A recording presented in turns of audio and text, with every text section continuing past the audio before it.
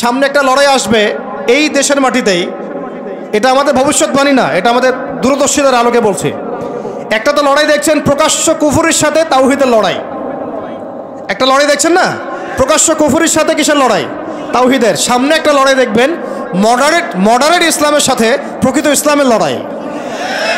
নতুন একটা ব্যাটল দেখবেন সমাজের মধ্যে চলবে, কথায় কলমে, টকশোতে, ময়দানে, ওয়াজ মাহফিলে, সব জায়গায় দেখবেন একটা নতুন ব্যাটল সামনে আসবে। মডারেট ইসলাম মানে সুশীল মার্কা ইসলাম, বুঝেন নাই? সুশীল মার্কা পশ্চিমা আদলের এক ইসলাম, পশ্চিমাদের সন্তুষ্টি মানে সাধনকারী ইসলাম, এবং যে ইসলামটাকে ওরা প্রমোট করবে, এর সাথে একটা লড়াই দেখা যাবে যারা নবী মুহাম্মদ সাল্লাল্লাহু আলাইহি ওয়াসাল্লাম এবং সাহাবীদের সেই সিরাতের আদলের ইসলাম মানে, এইটার সাথে একটা কনফ্লিক্ট সামনে দেখবেন আপনারা, দেখে নিয়েন ইনশাআল্লাহ। কারণ আমরা খুব গভীরভাবে অবজার্ভ করছি বিষয়গুলো, যে যারা এতদিন পর্যন্ত সুযোগ সন্ধানী ছিলেন তারা এখন মডারেট ইসলামের দীক্ষায় দীক্ষিত হচ্ছেন। এই ইসলাম দিয়ে আল্লাহর জমিনে দিন কায়েম হবে না। ইসলামে আল্লাহর জমিনে দিন কায়েম করতে হলে সাহাবীদের ইসলাম নিয়ে আসতে হবে বাংলার জমিনে। আর সাহাবীদের ইসলাম শুধু আমর বিল মারুফের ইসলাম ছিল না, এখানে নাহি আনিল মুনকারও ছিল।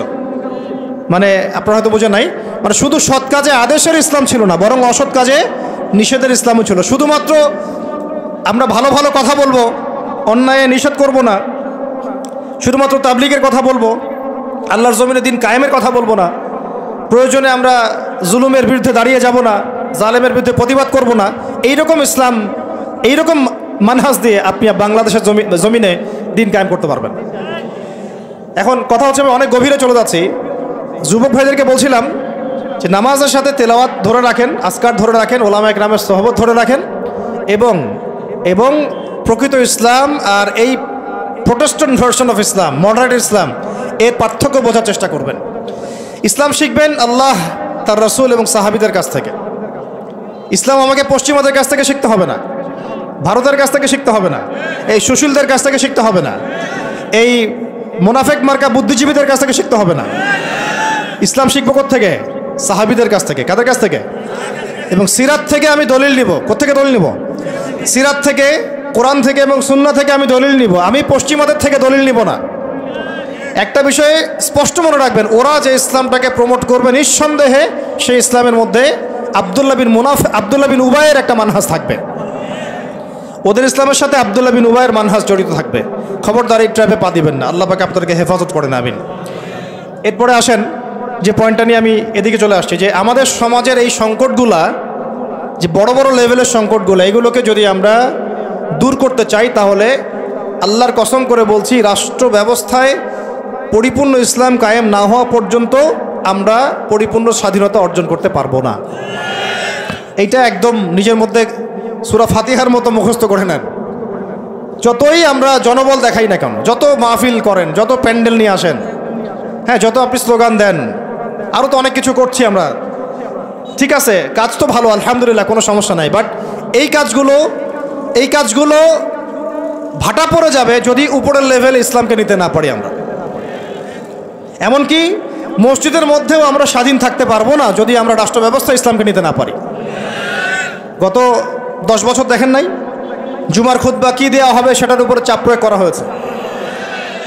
ওয়াজ মাহফিলে কি বলবেন কি বলতে পারবেন না তার উপরে আপনাকে নজরদারি করা হয়েছে। আমরা তো এমন একটা হালতে ছিলাম যে বাসায় ঘুমালেও বাসার বাইরে ওই গোয়েন্দা সংস্থার লোকজন বসে থাকতো, কোথায় যায়, কি করে, কার সাথে ফোনে কথা বলে, কে তাকে কল দেয়, যে কল দিল তার সাথে এর কী সম্পর্ক। আমাদেরকে কল দিলে তো মানুষই বিপদে পড়তো, আর কি, কল দিয়ে তারাই বিপদে পড়তো। কার সাথে দেখা করে, কে বাসায় আসতেছে, কে যাচ্ছে।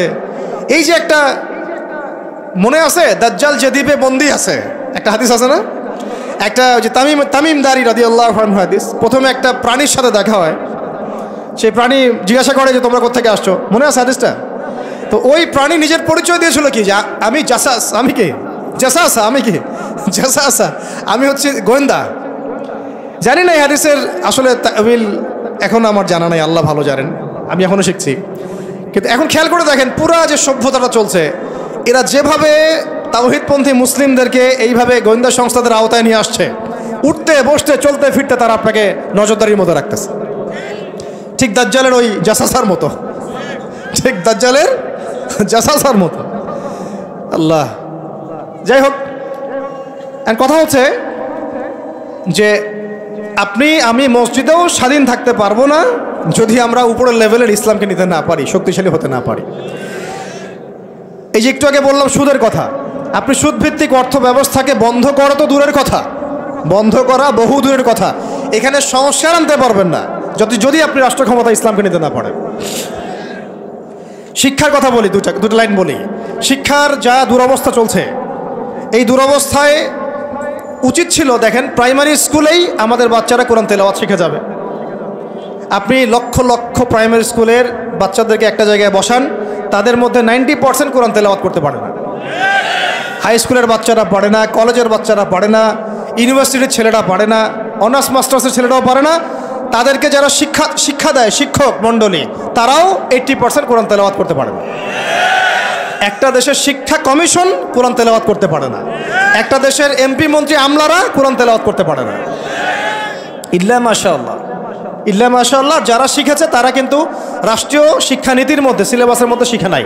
তারা শিখেছে কোনো ওস্তাদের কাছে, হয় কোনো মক্তবে, না হলে মাদ্রাসায়। তাহলে একটা ইসলাম প্রধান একটা মুসলিম প্রধান রাষ্ট্রে শিক্ষা ব্যবস্থার মধ্যে কোরআন বাধ্যতামূলক নাই। তাহলে আমরা শিক্ষার মধ্যে কোরআনের ইসলামের কি দ্বৈনতা বুঝতে অসুবিধা আছে? এই সংকট কিভাবে দূর করবেন যদি আপনি ইসলামকে রাষ্ট্র ব্যবস্থায় না নেন? দাবি করলাম, আন্দোলন করলাম, মানববন্ধন করলাম, আপনাদের কি মনে হয় তারা চেঞ্জ করে দিবে? কখনোই করবে না। হয়তো বলবে ঠিক আছে, আচ্ছা ঠিক আছে, আমরা 10টা সূরা দিয়ে দিলাম পড়ুক, 20টা সূরা দিয়ে দিলাম পড়ুক, এক পারা দিলাম মুখস্থ করুক, সর্বোচ্চ দিল ধরেন। কিন্তু আমরা জানি যে এগুলো দিয়ে সাহাবাওয়ালা সেই জজবা, সেই ইমান, সেই দাওয়াত, সেই জিহাদ, সেই ইকামত দিন সম্ভব না। এগুলো জাস্ট আইওয়াশ, শোডাউন করা মানুষকে। জ্ঞান, ইসলামের জ্ঞান যে এত যে গভীর, মানে আমরা এখন যেটা অনুভব করি যে আমরা এই সাগরের কিনারায় দাঁড়িয়ে আছি, এখনও সাগরে নামা তো দূরের কথা, আমরা পাও ভিজাইনি এখন। এটা হলো দ্বীন ইসলামের জ্ঞানের গভীরতা।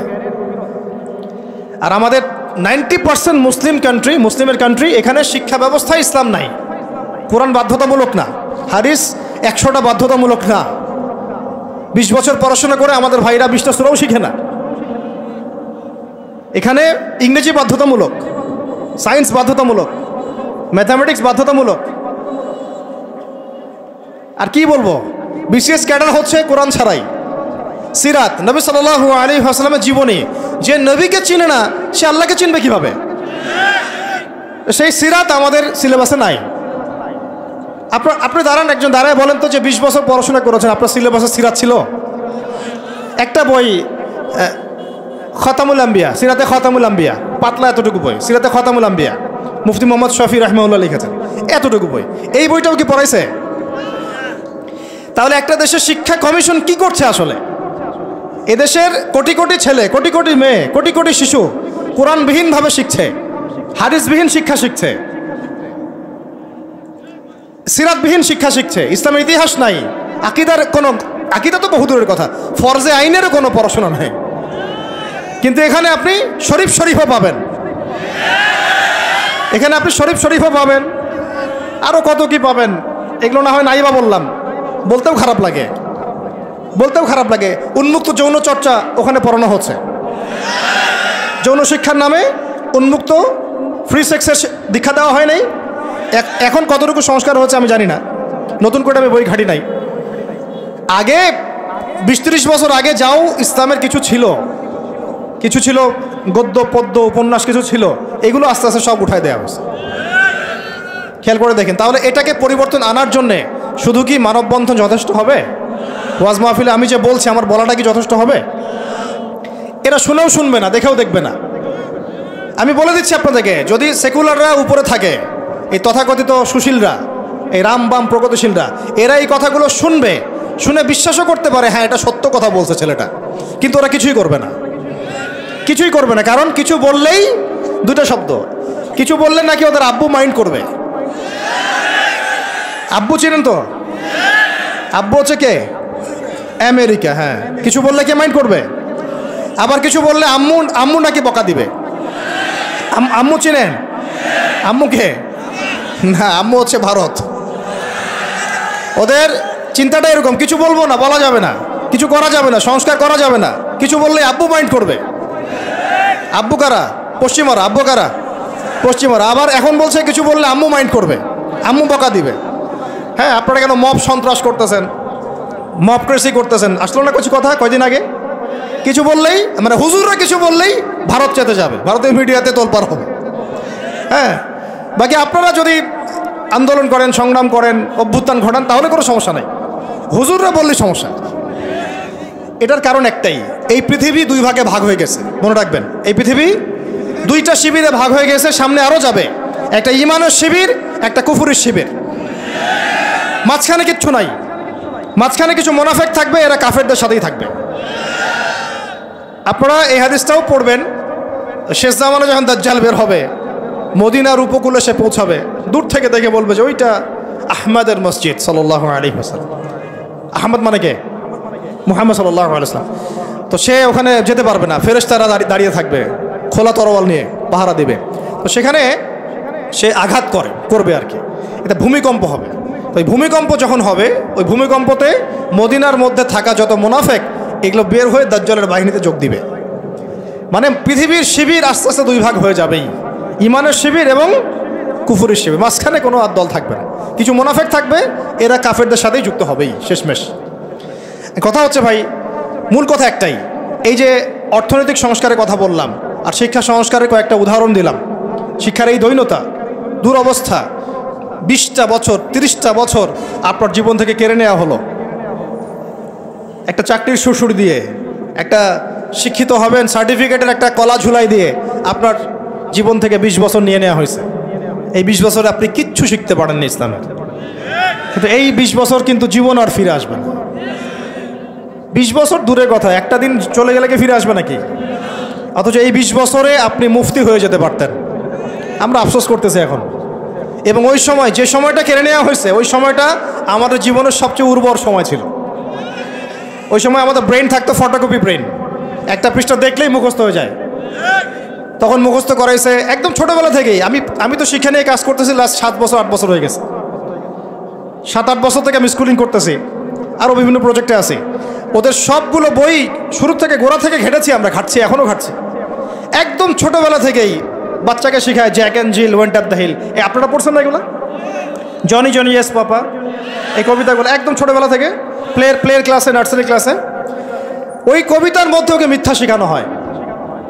জনি জনি ইয়েস পাপা কবিতাটা দেখেন, ইটিং সুগার নো পাপা, খাচ্ছ কি চিনি খাচ্ছ? বলতেছে কি খাচ্ছি না, মুখের মধ্যে কিন্তু চিনি আছে। তাহলে ছোটোবেলায় আমার বাচ্চাকে শেখানো হলো কীভাবে মিথ্যা বলতে হয়। প্রত্যেকটা জায়গায় সমস্যা আছে, প্রতিটা জায়গায় তারা সূক্ষ্ম সুকৌশলে বিষ ঢুকাই দিছে।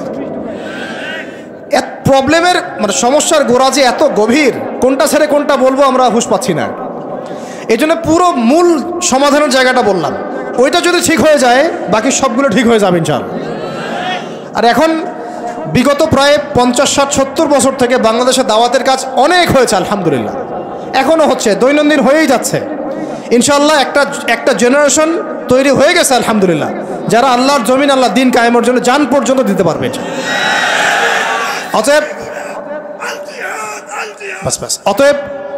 অতএব যেহেতু মুরব্বী কেরাম আছেন আমাদের মাথার উপরে এবং আমাদের মধ্যে এই চেতনা আছে, আমরা দাওয়াত পেয়েছি, কবুল করেছি, সত্য মিথ্যা চিনতে শিখেছি, বুঝতে শিখেছি, এখন আমার মনে হয় এটাই সবচেয়ে উত্তম সময় বাংলাদেশের জন্য ইসলামকে রাষ্ট্র পর্যায়ে নিয়ে যাওয়ার জন্য।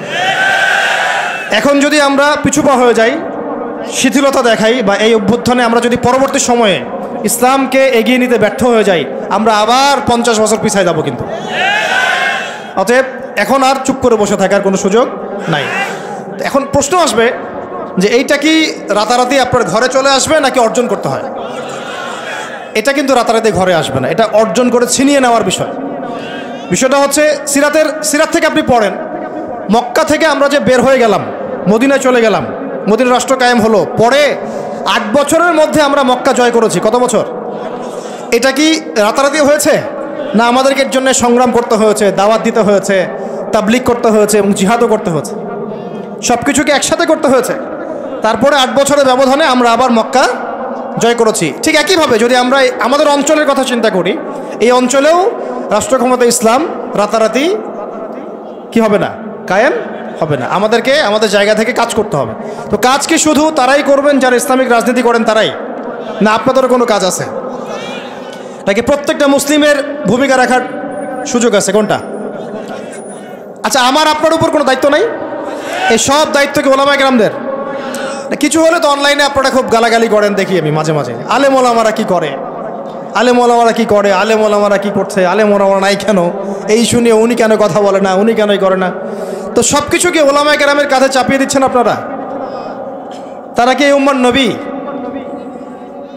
ওয়ারাসাতুল আম্বিয়া, কিন্তু নবী কি? তাদের উপর দিয়ে যা গিয়েছে বিগত 10-15 বছর, এটা কি আপনাদের কল্পনা তো আসবে? কল্পনা করতে পারেন যে একটা ছোট্ট ঘরের মধ্যে একটা মানুষ 3 বছর, 4 বছর, 5 বছর, 7 বছর, 8 বছর এইভাবেই কাটাচ্ছে, দিনের পর দিন, রাতের পর রাত, দিনের পর দিন, রাতের পর রাত। 3টা দিন থাকা যাবে ওখানে? সম্ভব? 3 ঘন্টা থাকা যায়? তার ওলামায়ে কেরামদের উপরে কি গিয়েছে এটা তো আপনাদের বোঝা উচিত। কেন ওলামায়ে কেরামগণ উম্মাকে বাঁচানোর স্বার্থে মাঝে মাঝে প্রজ্ঞার পরিচয় দিয়েছেন, দাওয়াতের মেহনত চালু রেখেছেন।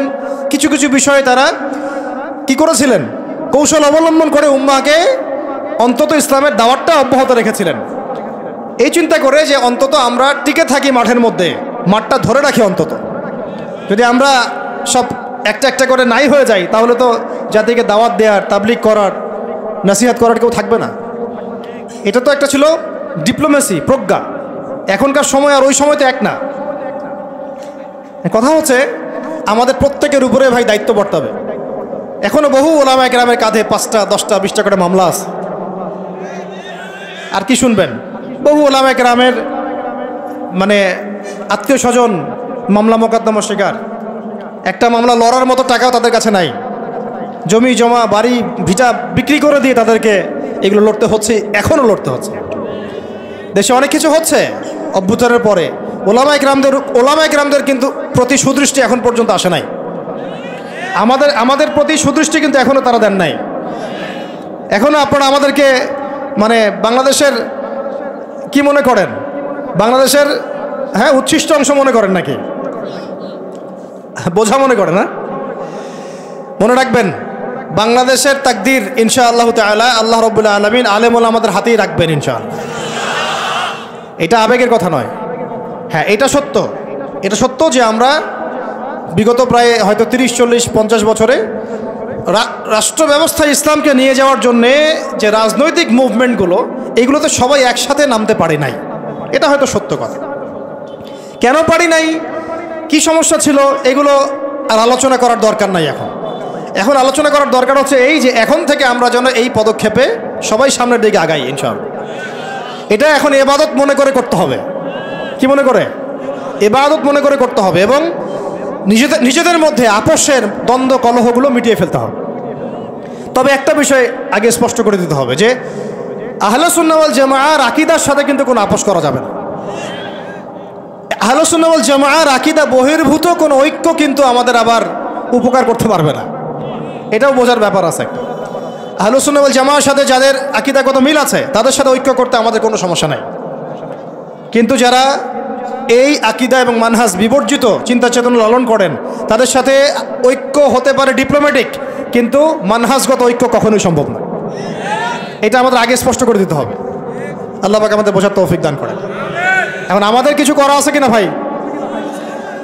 আমি সবার আগে আবার বলতেছি, আমাদের সবার প্রথম কাজ হচ্ছে 5 ওয়াক্ত নামাজ পড়া। বেনামাজিদেরকে দিয়ে কি নাই, দিন কায়েমের কোনো মুভমেন্ট, খেদমত নাই। শোনেন, দিন কায়েম তো করেছেন আবু বকর রাদিয়াল্লাহু আনহু, ওমর, ওসমান, আলী রাদিয়াল্লাহু আনহুম আজমাইন, সাহাবায়ে কেরাম। আমরা যদি এই যুগের আবু বকর, ওমর, ওসমান, আলী না হতে পারি, এই যুগের, তাহলে আমাদের দ্বারাও দিন কায়েম হবে না। বুঝতে পারছি কথা? তাই সবার আগে সালাতের সবক আমি বারবার দিচ্ছি। এরপরে বললাম যে কোরআন অবশ্যই পড়তে হবে, জিকির করবেন বেশি বেশি, উলামায়ে কেরামের সোহবতে থাকবেন এবং মাথার উপরে মুরব্বী আলেম রাখবেন। আল্লাহ পাক তৌফিক দান করেন। এরপরে আমি বলছিলাম যে অবশ্যই রিজিক হালাল হয়ে যেতে হবে, পরিবারের আদর্শগুলো ইসলামিক হয়ে যেতে হবে, সন্তানদেরকে আল্লাহর জন্য মানুষ করতে হবে মুজাহিদ হিসেবে। সৎ কাজে আদেশ সবাইকে করতে হবে, অসৎ কাজে নিষেধও সবাইকে করতে হবে। পাশাপাশি নিজেদের জান মাল সময় শ্রম দিয়ে আল্লাহর জমিনে দিন কায়েমের জন্য এই ইসলামিক রাজনৈতিক মুভমেন্টগুলোর সাথে থাকতে হবে। আল্লাহ পাক থাকার তৌফিক দান করেন। আজকে আমরা কয়েকটা বিষয় আল্লাহর কাছে ওয়াদাবদ্ধ হতে পারি কি? পারা যাবে? 1 নাম্বার, জীবনে কোনোদিনও নামাজ ছাড়বো না ইনশাআল্লাহ। 2 নাম্বার, দ্বীনি ইলমের শিক্ষা নিজের উপরে ফরজ করে নেব ইনশাআল্লাহ। যেভাবে আমরা দুনিয়া শিখেছি এইভাবে দিন শিখতে হবেই হবে। এটা আমার উপর নফল কোনো কাজ নয়, এটা একটা ফরজিয়াত। এটা কি? আল্লাহ পাক তৌফিক দান করেন। 3 নাম্বার, কোরআন ছাড়া একটা দিনও কাটাবো না। পারবো ইনশাআল্লাহ? কোরআনুল কারীম ছাড়া একটা দিনও কাটাবো না ইনশাআল্লাহ। 4 নাম্বার, আল্লাহর জিকিরে জবানকে সিক্ত রাখবো ইনশাআল্লাহ। 5 নাম্বার, মাথার উপরে একজন বরেণ্য আলেম রাখবো, অন্তত একজন। অন্তত কয়জন? কারো মাথার উপরে 100 জন থাকতে পারেন, কোনো সমস্যা নেই। অন্তত একজন মুরব্বী আলেমের পরামর্শে চলবেন, একা একা চলবেন না। একা একা চললে আহলে ফেসবুক ওয়াল জামায়াত হয়ে যাবে, ঠিক আছে? তারপরে আজ না থাকবে দিন, না থাকবে দিনের কোনো বুঝ, সারাদিন ওই লাইক শেয়ার আর কমেন্ট, আর না থাকবে কোনো আদব, না আখলাক, কিছুই থাকবে না। এবং আস্তে আস্তে ওই বদদোয়া লাগবে গায়ে, আলেমদের বদদোয়া লাগবে, সরে যাবেন দিন থেকে। ওলামায়ে কেরামের বদদোয়া নিলে দেখবেন দিন থেকে সরে গেছেন আপনি। বহু মিসাল নজির আমাদের সামনে আছে, ওগুলো নিয়ে আমি কথা বলতে যাচ্ছি না। তো একা একা জীবনযাপন করা যাবে না, জামায়াতবদ্ধ থাকার চেষ্টা করতে হবে এবং মুহাক্কিক ওলামায়ে কেরামের সোহবতে থাকতে হবে। যারা আল্লাহর জমিনে দিন কায়েমের ফিকির করছেন সেই সব ওলামায়ে কেরামের সাথে থেকে পরামর্শ নিয়ে বাকি জিন্দেগি কাটান ইনশাআল্লাহ তাআলা। এর আগে আমি তো বলি যে বিয়ে শাদী তাড়াতাড়ি করে ফেলেন, রিজিকের ব্যবস্থা তাড়াতাড়ি করে ফেলেন এবং বেশি থেকে বেশি সন্তান নেন। এরও আগে কথা আছে, সেটা হলো দিনদারি থেকে প্রাধান্য দেন, দুনিয়াকে প্রাধান্য দিয়েন না, আপনি ক্ষতিগ্রস্ত হয়ে যাবেন। দিনদারি থেকে প্রাধান্য দিলে আপনার পরিবার হবে আপনার জন্য জান্নাতের একটা টুকরা ইনশাআল্লাহ। আর যদি দুনিয়াকে প্রাধান্য দেন, ওই পরিবারই হবে জাহান্নামের টুকরা। আল্লাহ পাক আমাদের সবাইকে দিনদার জীবন সঙ্গিনী দান করেন। আর সন্তান নিতে হবে বেশি বেশি, এবং সন্তান থেকে মানুষ করতে হবে একেবারে মুজাহিদ হিসেবে ছোটবেলা থেকেই। আমি তো বললাম যে শিক্ষা নিয়ে আমরা কাজ করছি, আপনি নিজেও কাজ করে দেখেন। শিক্ষা ব্যবস্থার একদম চরম দৈন্যতা আছে, এটাকে সংস্কার করার জন্য সবাইকে হাত লাগাতে হবে। সর্বোপরি হালাল খেতে হবে এবং আমর বিল মারুফ নাহি আনিল মুনকারের কাজ সবাইকেই করতে হবে ভাই, একজন দুজন করলে হবে না। নিয়মিত তাবলীগে সময় দেন, আল্লাহর রাস্তায় সময় লাগান, পড়াশোনা ঠিকমতো করেন, এই অনলাইনের ফিতনা থেকে বেঁচে থাকেন। আর যত রকম যুব সমাজকে নষ্ট করার ফিতনা আছে, যেমন মাদক, পর্নোগ্রাফি, মেয়েদের সাথে ফ্রি মিক্সিং, তারপরে আপনার এই যে টিকটক, এই যা আছে যেগুলো যুবকদেরকে নষ্ট করে, এগুলোর ধার কাছেও যাবেন না আল্লাহর রাস্তায় ভাই। এই জীবনটা একটা জীবন, শোনেন আমার কথা, শেষ করছি, আমি লম্বা করবো না। এই জীবনটা একটা জীবন ভাই, আপনাদেরকে বলছি, আমাদেরকে সবাইকে আমরা নিজেকে নসিহত করছি আর কি। জীবন একটা, কয়টা? একটা দিন চলে গেলে ফিরে আসবে না, একটা রাত চলে গেলে ফিরে আসবে না। আমরা যদি একবার কবরে চলে যাই ফিরে আসতে পারবো না। যা করার এই জীবনে করতে হবে। হেলায় খেলায় এই পশ্চিমাদের ফাঁদে পড়ে, কাফেরদের ফাঁদে পড়ে, তাগুত মুনাফিকদের ফাঁদে পড়ে, ইবলিসের এই বাহিনীর ফাঁদে পড়ে জীবন নষ্ট করা যাবে না।